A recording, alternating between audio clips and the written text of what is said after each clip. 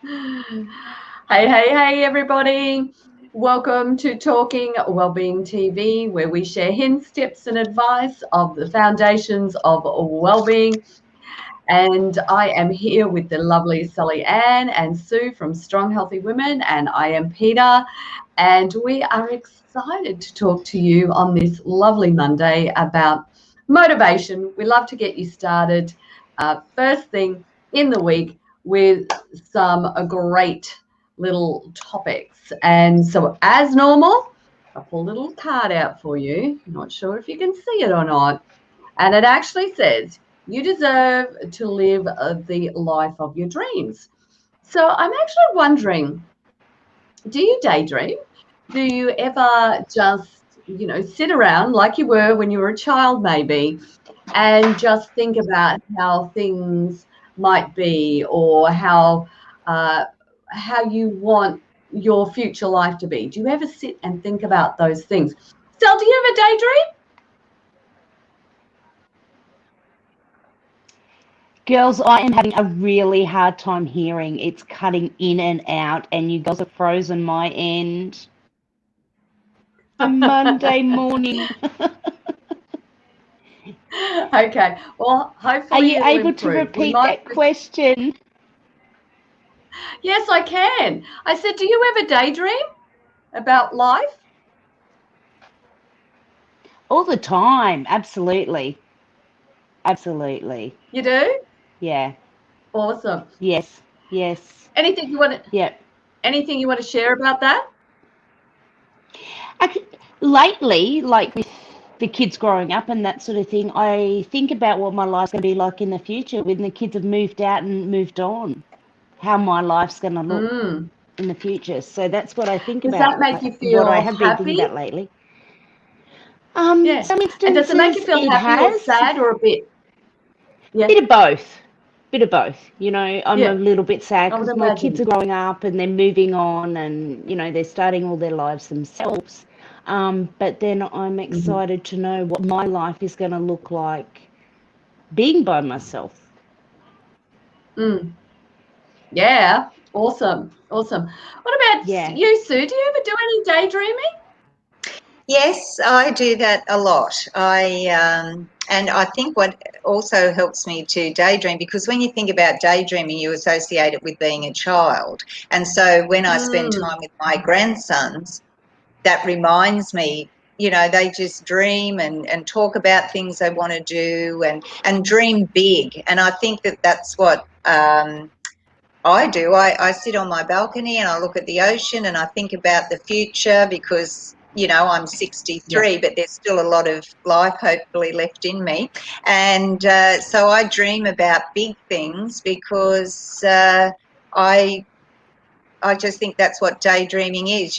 You sort of go for gold and then hopefully you will, some of your dreams will come true. So yeah, that's what I do. And having a daughter who's about to turn 40, I'm past your time in that you're going through, Sal, where your children are flying the nest. I've been an empty nester for a long time, but that's with Mm. each life's transition, you do have to daydream and think about what you would like to do because it's your time now.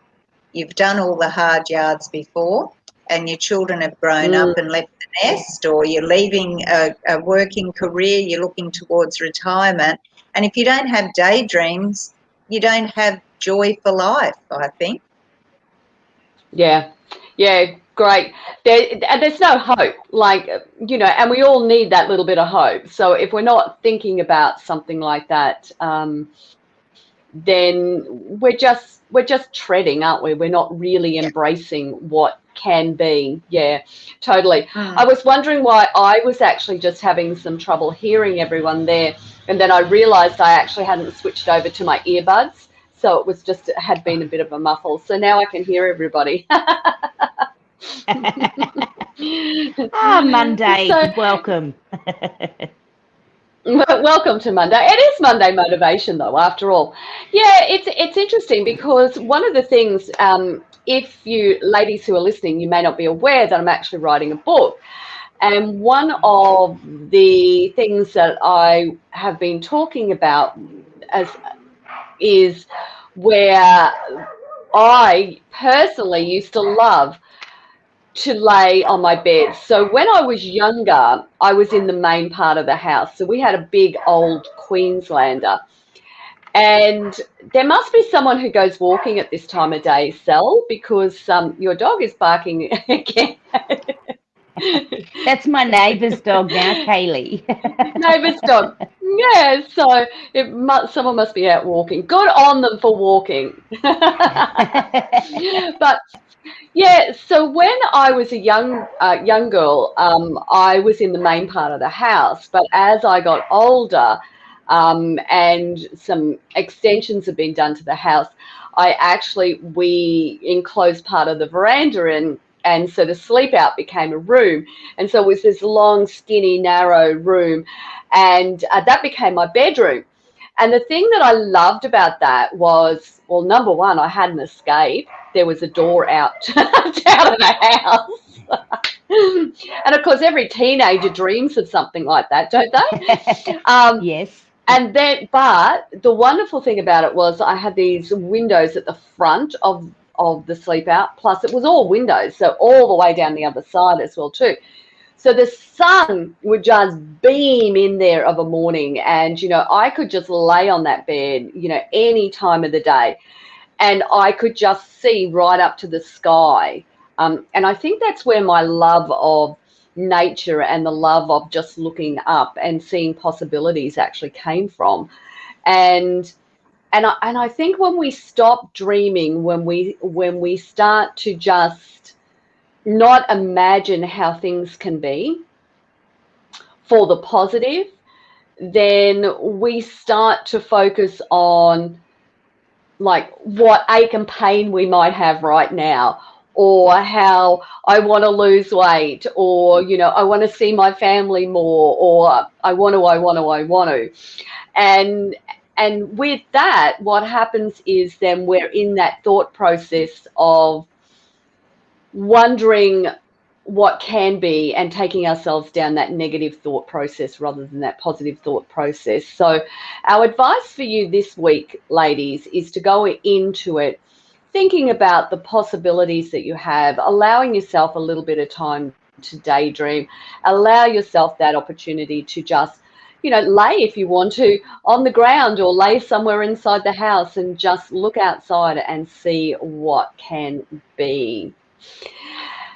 So I was actually thinking about also another little topic as I sit here in my seat and I wiggle myself around a little bit. And it's something I've been thinking about quite a bit, is the fact that as we get older in life, that we do tend to sit a lot more. Now, you may have heard that saying, sitting is the new smoking, so it's not good for your health. But the reality is, sitting's not going to go anywhere. We're going to keep doing it. And so what we need to think about is, when we are sitting, how are we sitting? And I know for myself that I've caught myself on many different occasions, like in this type of posture. So I've got that roundedness through my lower back into my hips, into my glutes. And then all of a sudden I'll be doing a workout in the FitFlex studio and I'll go, oh, I've got this little ache or this tightness in my hips, in my glutes, or I've got this ache in my lower back. And I came to the realization, it's what I'm doing when I'm sitting. And I thought, well, is there a way to actually change how I sit in order to keep my body strong? And so I was thinking about, if that base body is not strong and not in balance, when we go to do the workout, then all we do is put more pressure on the workout, and we potentially could do ourselves some harm. Would you girls agree with that? Absolutely. Yes. Yeah. Yeah, for Absolutely. sure. Yeah. Because you Um, start compensating, I and think. have you? If you do, sorry, Peter, I was just going to say, if you do have issues and you're not sitting properly, you'll start compensating, and then there can be issues in other areas of your body. Yeah, totally. Yes. Sue, do you want to say anything about that? No, I just think that it's something that it's a habit that we fall into, and that we need Yeah. to just, keep reminding ourselves all the time. Because yes, if I'm not sitting correctly, I'll find it when I go to work out. How I've got those back issues that are always around there, and Yeah. if you've just got to be on your guard all the time. I think, to be conscious of whatever you're doing, sitting, standing. It's all about understanding how your body works and what's best for Yeah. it. Yeah. And so what it actually got me to thinking about was just the mere fact that there are things we can do when we sit. So which means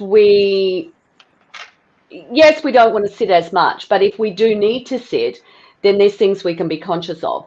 And so what it's meant is, and you girls would know this already, that we have put together a 5-day stronger core, stronger body challenge, because it does come down to the core. And one of the days, what we're going to be talking about is being core aware, whether you're sitting or whether you're standing. And there are just very slight changes that you can make in the way you sit that will have an impact on just how your body is in balance.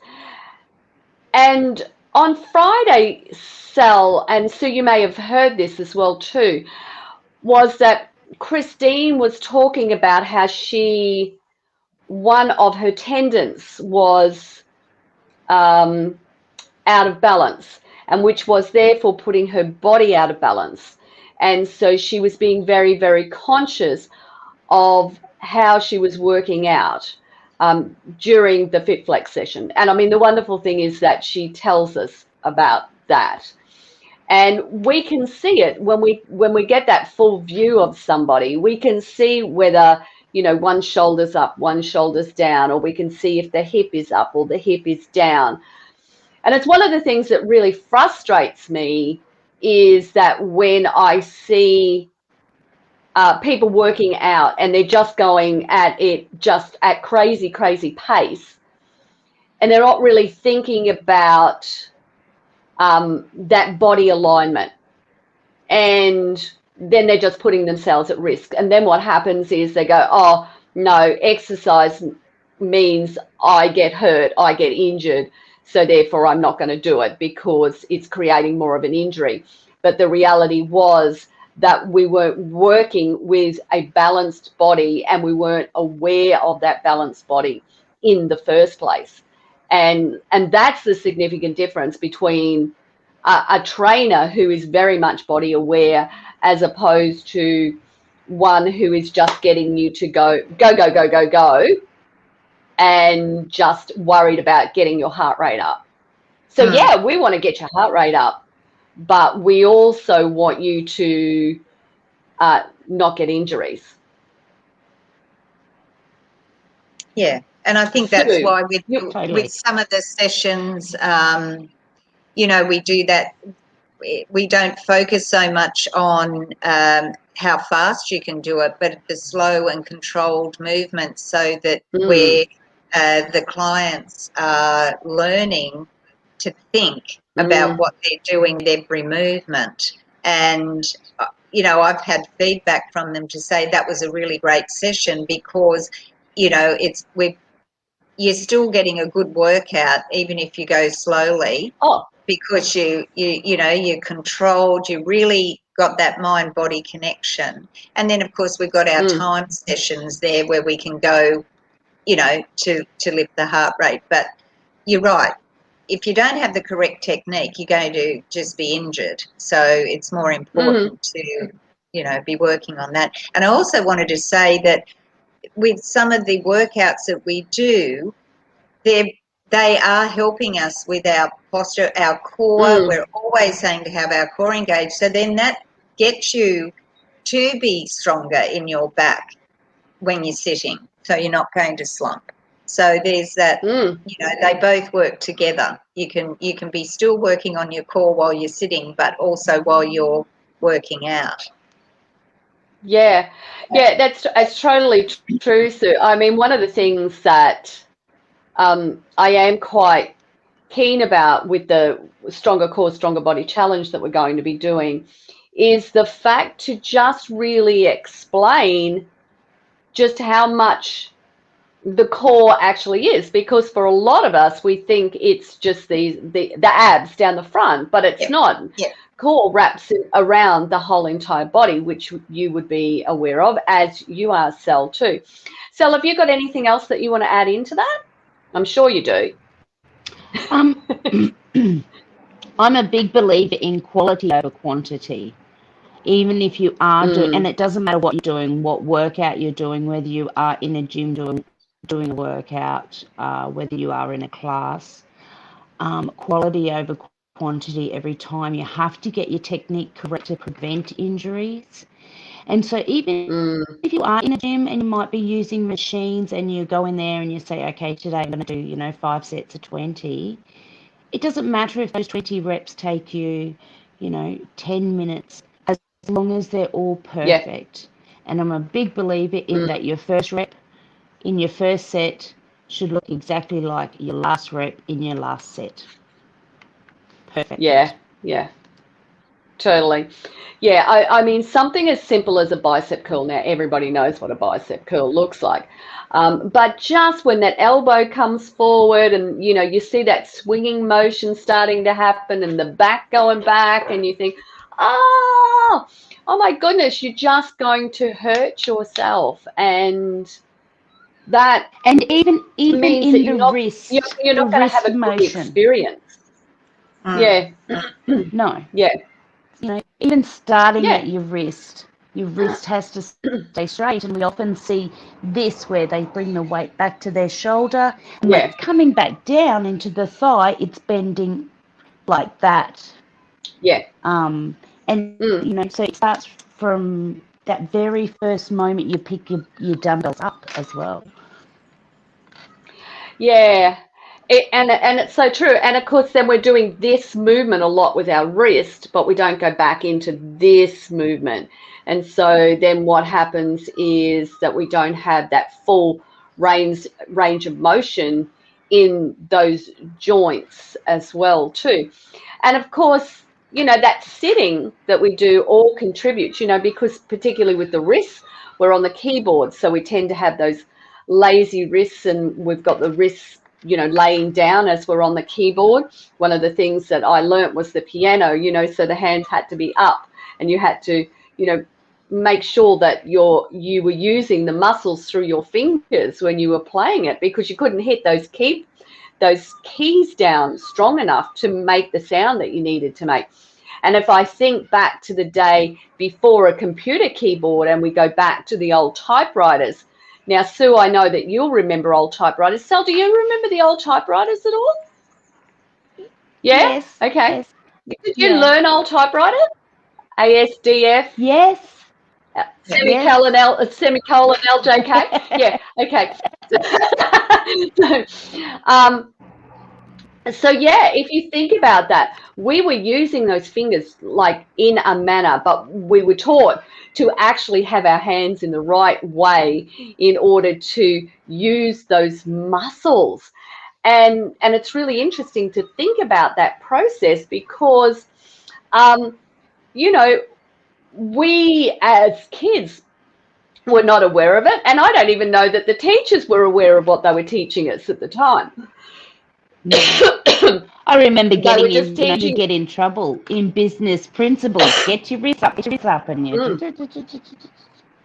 Yeah. Because you couldn't get the muscles weren't engaging to actually get the input that throughput down onto those keys. So it's really interesting. And we were taught to actually sit up straight as well too. I'll get you girls to just jump in there for a sec. Yes. You're having a terrible time with your throat lately? Yeah, talking too much. Go, Sue. No, I was just saying also that, you know, things have changed over the years where even when you went to school and you had a suitcase and you'd be walking like this because it was just the one weight, whereas now they've got the backpacks, which sometimes I think are a bit too heavy for them, but, you know, trying to get that even distribution of weight carrying those to school. Yeah. There is an ideal weight for backpacks as well too. I think off the top of my head, it's a third of your body weight. So you shouldn't carry any more than a third of your body weight on your back. Yeah. And that even goes into we as women who carry handbags, overfilled handbags. Oh, yeah. And having it on one shoulder, and you just yeah. Oh yeah, yeah. And I know shoulder that we carry it on. Yeah. Yeah, and I know that you've probably heard me say this on many, many occasions when we get a new client, and I'll go, "Do you carry your handbag on your right shoulder?" And it's like, yeah, and you can actually see that imbalance in the shoulders. So it is being very body aware, standing up for your body and saying that I want to do this correctly. I want to be able to sit correctly so that, you know, when I'm out for lunch, I'm not getting up and going, oh, you know, having to use the chair to push myself up and feeling like I've got that achy back. Or I want to be able to even walk around the shops for the whole entire day with a granddaughter, like I did yesterday, without going, oh, gee, I need to sit down. You know, my back's feeling a little bit sore. So even when when you're core aware, which, as I said, is one of the things that we're going to be talking about in the Stronger Core, Stronger Body Challenge, you might feel that little something going on, you know, in that back, and you can go, oh, okay, I'm just not being core aware right now. And so if I change that, then that just goes instantly. So that back pain is gone instantly at that point because I've just put myself into balance. So very interesting. Any final thoughts, Sue? No, I just think, as you said, standing up for your body and being aware, just being mindful of whatever you're doing, whether you're moving or not, being mindful of how your body is and what it's doing. Yeah, totally.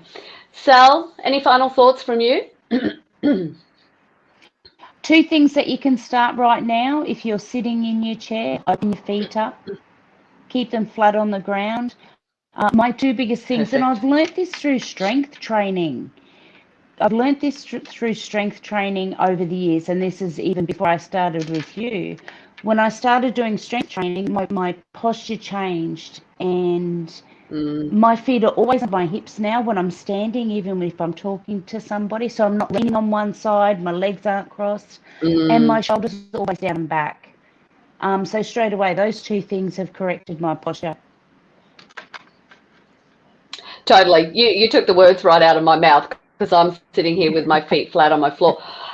Because it is a matter of actually adjusting your chair. So I just, you know, flick my chair. So, you know, sitting, if you are at a desk, having a chair that is one that you can adjust to where you are. Or if you are sitting in a chair, like, you know, if I think about my lounge chair as an example, my feet don't touch the ground. If I actually get my backside back in that chair, my feet do not touch that ground at all. I mean, have you noticed that they seem to be making chairs wider and wider? They're making them for these really long bodies. I don't know who's got those bodies, but I know I haven't.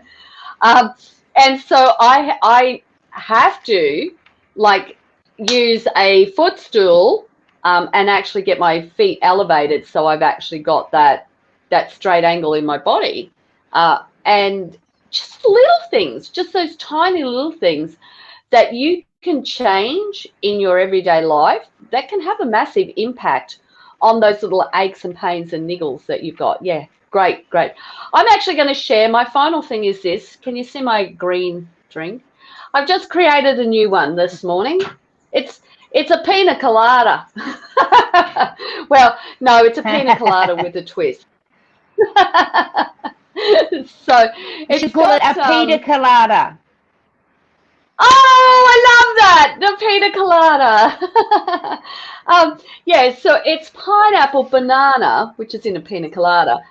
It's got protein powder in it, and I've got chia seeds, and I've got coconut milk and water. And of course, I do like my veggies at breakfast, so I use spinach in there, hence the reason it's green. But you don't necessarily have to put the spinach in there. But yeah, Paul and I both went, yeah, that's nice. So there we have it.